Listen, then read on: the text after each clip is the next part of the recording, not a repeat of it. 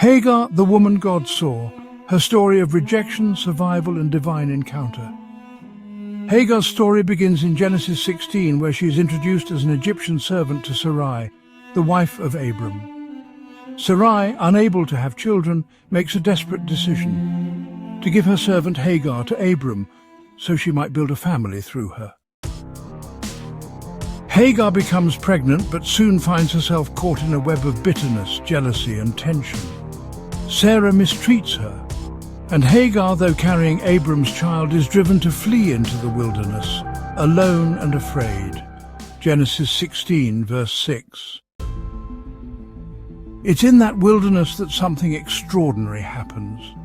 In her lowest moment, the angel of the Lord finds her by a spring of water and speaks directly to her.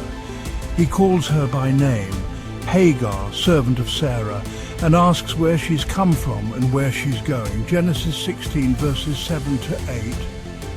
No one else had seen her pain, but God saw her, and he met her right there in the middle of her running. The angel tells her to return, but not empty-handed.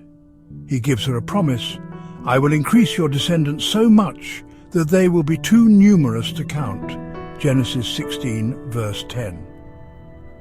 Her son is to be called Ishmael, meaning God hears, because the Lord had heard her misery. Genesis 16, verse 11.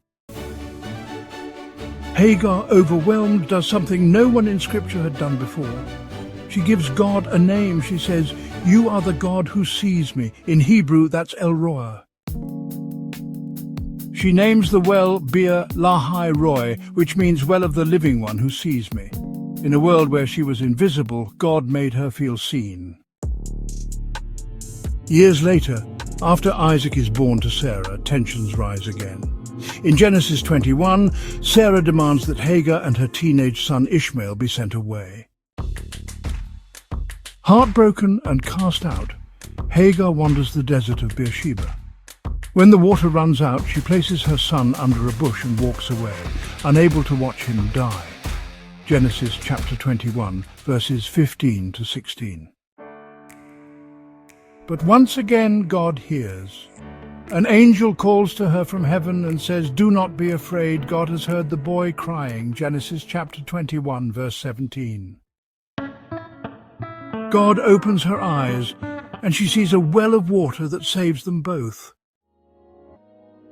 Hagar's story is one of survival, rejection, and divine encounter. She was not the chosen matriarch, not part of the covenant line, but she was seen, heard, and cared for by God.